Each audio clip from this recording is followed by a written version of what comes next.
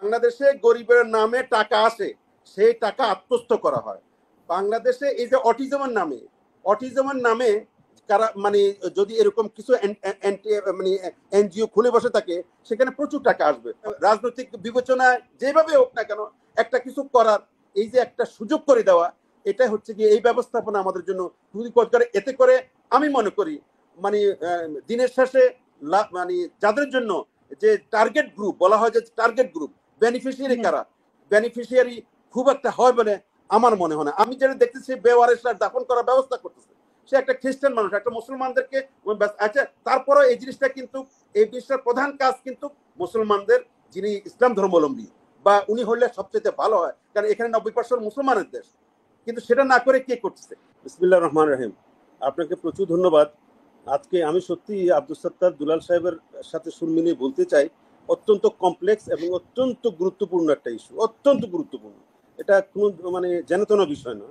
এই বিষয়টাকে আপনি অবতারণা করেছেন এবং আমাকে সেটার সাক্ষী করেছেন। আমি সেই বিষয়ে কিছু কথা বলার আমার কিছু অভিজ্ঞতা আছে, আমি শেয়ার করব। তো প্রথম কথা হচ্ছে মানবতার ফেরিওয়ালা আপনি শুরু করছেন। মানবতার ফেরিওয়ালা কিছু লোক নিজেদেরকে দাবি করে যে আমি মানবতা এগুলো ফেরি করে বেড়াচ্ছি নিঃস্বার্থভাবে স্বার্থভাবে।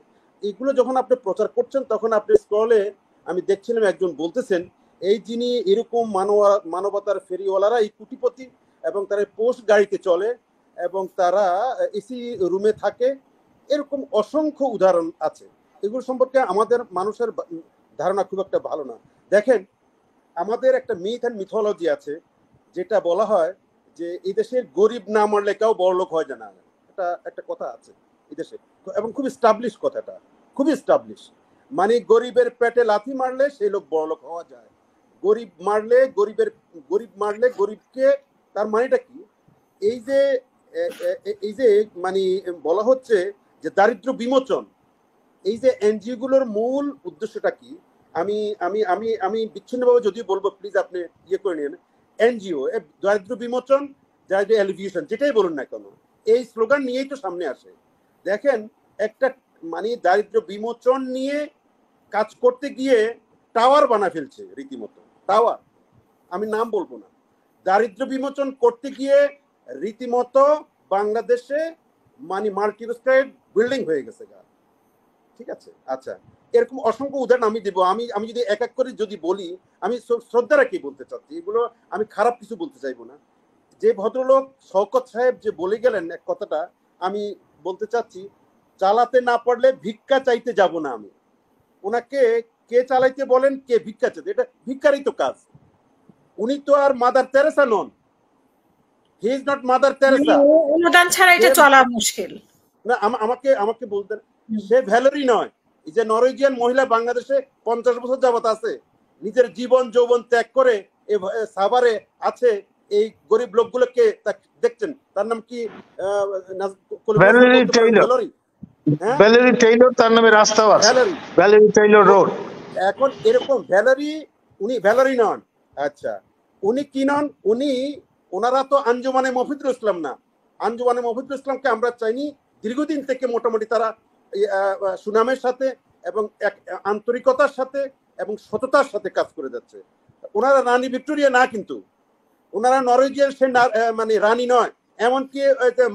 এমনকি এই যে লেডি ডায়নাও না। আমাদের দেশে এরকম এই কাজগুলো কাদের কাজ? প্রধানত এই কাজগুলো এই চ্যারিটি কাজ।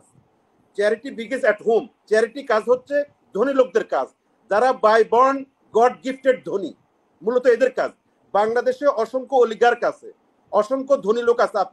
আমি নাম বলতে চাইছি না, অন্তত 5 জন আপনি শিল্পপতি, শিল্প উদ্যোক্তা, এন্টারপ্রেনিউর, যারা দেশ বিদেশে, সিঙ্গাপুরে নানা ব্যবসা মানে ফুলে পেপে দেশ বিদেশের নাম করেছেন। এদের স্ত্রীরা, এদের বোনেরা বা এদের এদের এদের এদের স্ত্রীরা কি আপনি লক্ষ্য করেছেন এরকম একটা অর্গান খুলে বসে চ্যারিটি কাজ করতে দেখেছেন আপনি? না, আমি খুব একটা দেখবো না।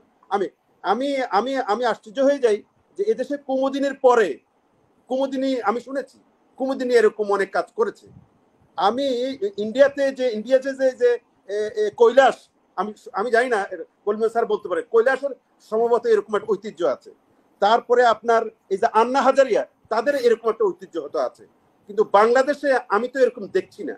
কিন্তু যারা আছে, আমি কাউকে ছোট বা খাটো করে কথা বলতে চাচ্ছি না, এদের উদ্দেশ্য হয়তো মহৎ, কিন্তু আপনার যে পদ্ধতিতে আপনারা এগুলো করছেন, আমি দুইটা বিষয় নিয়ে আপনি হয়তো আজকে এই অনুষ্ঠানটা সাজাইছেন।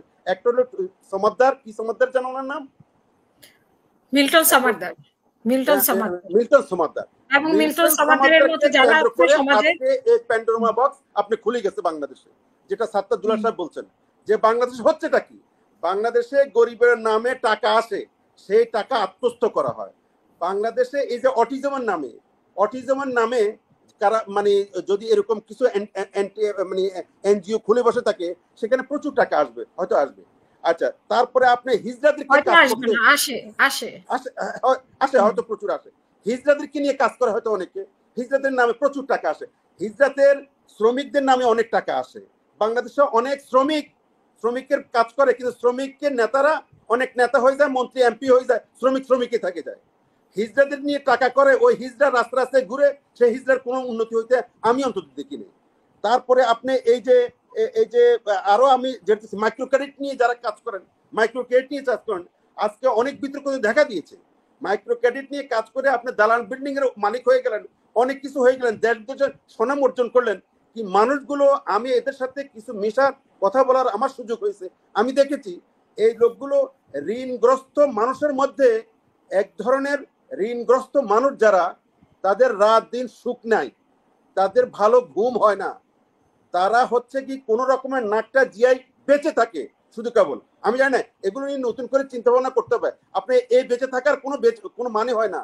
ওই যে বলছিল নিখিলেশ, তুই দেখে যা যে আমি কিভাবে বেঁচে পড়তে আছি, এইভাবে মরে যাওয়া অনেক ভালো। এই গেল একটা জিনিস, যেটা আমি এই সবগুলোর এই অব্যবস্থা, বাংলাদেশে যে এই মিসম্যানেজমেন্ট হচ্ছে, এই যে গরিবের টাকা মারা হচ্ছে, বিদেশি ফান্ড তছরূপ হচ্ছে, যে কাজে আনা হচ্ছে সেই কাজ হচ্ছে না, এটার অথরিটি কে? বাংলাদেশে একটা সমাজ কল্যাণ মন্ত্রণালয় আছে, আপনারা জানেন, সমাজ কল্যাণ মন্ত্রণালয়, সোশ্যাল ওয়েলফেয়ার একটা ফুল প্লেজেড মন্ত্রণালয় আছে, সেখানে একজন ফুল প্লেজেড মন্ত্রী আছে, সেখানে একটা ফুল প্লেজেড সচিব আছে, সেখানে ডাইরেক্টরেট আছে, সেখানে সমাজ কল্যাণ অধিদপ্তর আছে, অসংখ্য কর্মচারী আছে, কর্মকর্তা আছে। এদের কাজটা কি? এদের যদি আপনি বেওয়ারিশ লাশ দাফন করার জন্য এরকম অসংখ্য এনজিও কে পারমিশন দিবেন, তাহলে সমাজ কল্যাণ মন্ত্রণালয়ের কাজটা কি বলেন? তারা কাজটা কি কাজটা করবে? তারপরে বাংলাদেশে অসংখ্য কোটি মানুষ জাকাত দেয়, কোটি কোটি টাকা জাকাত হয়। এগুলো বিভিন্ন ভাবে বাংলাদেশ সরকার একটা জাকাত ফান্ড তৈরি করতে পারলো না। এই জাকাত গুলো কালেকশন করে এই মানুষের এই চ্যারিটি কাজে, এই যে কাজগুলো এরা করতে চায়, এরা করছে যে নিজের উদর নিজের পেট ভরতেছে, বা নিজের গোষ্ঠীর পেট ভরতেছে, বা অফিস খরচ। অনেকে বলে যে ভাই আমরা এগুলো তো করি, তো আমাদের নিজের চলতে হবে না। কত সত্য তো, তার নিজেকে চলতে হবে, তার স্ত্রী পুত্র, তার সংসার আছে, তার অফিস স্টাফ আছে, অফিস খরচ আছে। আপনি দেখেন না, এগুলো পরের ধরনের পোদ্দারি সবাই জানে।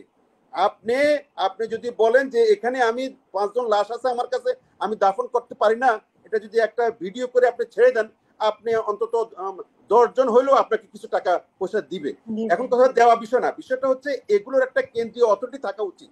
আমাদের সোশ্যাল ওয়েলফেয়ার মন্ত্রণালয় যদি এই দায়িত্বটা পালন করত, তাহলে এরকম ব্যাঙে ছাতার মতো অসংখ্য এনজিও, যে এনজিও গুলোর কোনো নিজেদের কমিটমেন্ট নাই, এরা হচ্ছে কি, এই যে লিটন সমাদদারকে দেখলাম, সে কি বললো জানেন? সে বলল আমার জীবনে আমি অনেক বড় হওয়ার, অর্থকরী হওয়ার আমার খায়েশ ছিল, উদ্দেশ্য ছিল, এবং আমার একটা তার ইয়েতে আমি পড়ছিলাম, সে বিভিন্ন মিডিয়াতে বলছিল যে আমি ছোটবেলা থেকে মায়ে খেদানো, বাপে তাড়ানো, আমার কিছু ছিল না, আমার বাপ মা, আমি গরিব ঘরের সন্তান। এই যে তার মধ্যে বড় হওয়ার মানসিকতা, সে বড় হওয়ার জন্য এই পথটা বেছে নিয়েছে। সে কি পথ? সে জানে, সে নার্সিং পেশা কিছুদিন ছিল, সে জানে, সে এটার গোমর বুঝে ফেলছে, সে বুঝে ফেলে সে এখানে মানুষকে ধোকা দিচ্ছে। আমি বলছি না যে 100% ধোকা দিচ্ছে, কিন্তু ধোকা দিচ্ছে। এটা ধোকার কাজ, এটা ধোকা ছাড়া হবে না। যিনি বললেন যে চালাতে না পারলে ভিক্ষা দিয়ে আমি চলে যাব, উনি এক ধরনের নিজের সাথে নিজে প্রতারণা করছেন। উনি কাজটাই করছেন ভিক্ষা ছাড়া উনি এটা চালাবেন কি করে? ওনাকে কে কইছে ভিক্ষা করতে?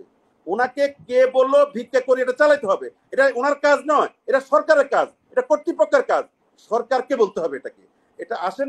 এখন কথা হচ্ছে যে এই যে এনজিও, বাংলাদেশে এনজিও গুলো খুব খুব পপুলার একটা বিষয়, খুবই পপুলার।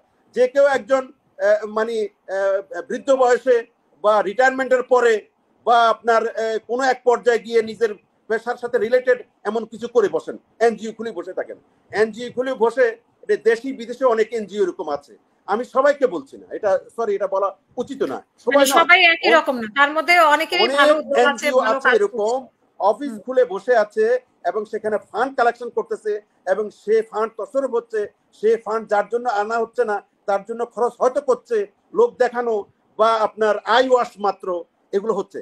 তাহলে মানুষের মধ্যে কনসেপ্টটা, মানুষের মধ্যে একটা এক ধরনের ধারণা আছে যে এরা নিজের উদর আগে পূর্ণ করে এবং নিজের আখের গোছে আগে, তারপরে যদি যদি কিছু করার থাকে সেগুলো করে থাকে। বিচ্ছিন্নভাবে বিক্ষিপ্তভাবে তারা অনেক সামাজিক কাজ করে ঠিকই, কিন্তু আমার বক্তব্য যে এই কাজগুলো করার মূল এবং প্রধান দায়িত্ব সরকারের, সরকারের কর্তৃপক্ষ। তাহলে এই ওই কর্তৃপক্ষ উঠে দাও। সমাজ কল্যাণ মন্ত্রণালয় কোনো মন্ত্রণালয় থাকার দরকার নেই বাংলাদেশে, কোনো মন্ত্রণালয়, কোনো মন্ত্রী থাকার দরকার নেই, কোনো সচিব থাকার দরকার নেই। এই যে মাথাবাড়ি প্রশাসন, আপনি জানেন না বাংলাদেশে ভবগুরু আশ্রম আছে, আপনি নিশ্চয়ই জানেন ভবগুরু আশ্রম। ভবগুরু আশ্রমে প্রচুর সরকারি টাকা খরচ হয়, সেখানে সেখানে ভবগুরুকে রাখা হয়, নিয়ম আছে। তো এই যে বেওয়ারিশরা দাফন করে না, আপনি তাদের দায়িত্ব এটা করে। আপনি বাংলাদেশে পাগলা গারদ আছে না, পাগলা গারদ তো সরকারি অর্থে চলে, আমি যতটুকু আমি জানি। তো এটাকে এগুলোকে ইমপ্রুভ না করে, ভবগুরু আশ্রমকে ইমপ্রুভ না করে, জাকাত ফান্ডটা তৈরি না করে, এভাবে ব্যাংকের ছাত্রের মতো অসংখ্য দেশি বিদেশি এনজিও প্রতিষ্ঠা বা পরিচালনা অসৎ উদ্দেশ্যে এবং মানুষকে একটা কিছু করে খাওয়ার শেষ বয়সে বা রিটায়ারমেন্টের পরে বা আপনি রাজনৈতিক বিবেচনায় যেভাবে হোক না কেন একটা কিছু করার এই যে একটা সুযোগ করে দেওয়া, এটা হচ্ছে কি এই ব্যবস্থাপনা আমাদের জন্য খুবই কার্যকর। এতে করে আমি মনে করি মানে দিনের শেষে মানে যাদের জন্য যে টার্গেট গ্রুপ বলা হয়, যে টার্গেট গ্রুপ বেনিফিশিয়ারি কারা, বেনিফিশিয়ারি খুব একটা হয় বলে আমার মনে হয় না। আমি অন্তত এটা আমি মনে করি।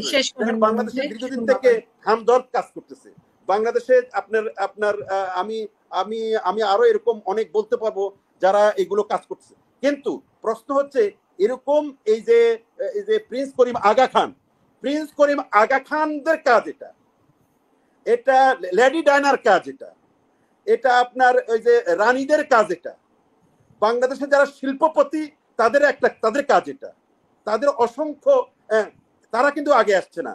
এবং তারা আগে আসছে না, আগে আসছে কে, যে এরকম মায়ে খাদানো বাপে তাড়ানো, যে জীবনে তার কোনো কমিটমেন্ট নাই, যে এখন মানে এগুলো করে দিয়ে মানবতার ফেরিওয়ালা সাজছে। মানবতার ফেরিওয়ালা আপনার কমিটমেন্ট না থাকলে, নিজের মধ্যে সেই ধরনের ইমানি শক্তি না থাকলে, এবং যারা বললেন আপনার দীর্ঘদিনের পরীক্ষিত ইমান যাদের না আছে, তারা এই জাতীয় সমাজ কল্যাণমূলক কাজ, এটা তো প্রকারান্ত একটা ইসলামিক কাজ। আমি তো কোনো বড় বড় কোনো আলেম ওলামাদেরকে এই কাজে জড়িত হতে দেখছি না, কেন নাই? এটা আমার প্রশ্ন।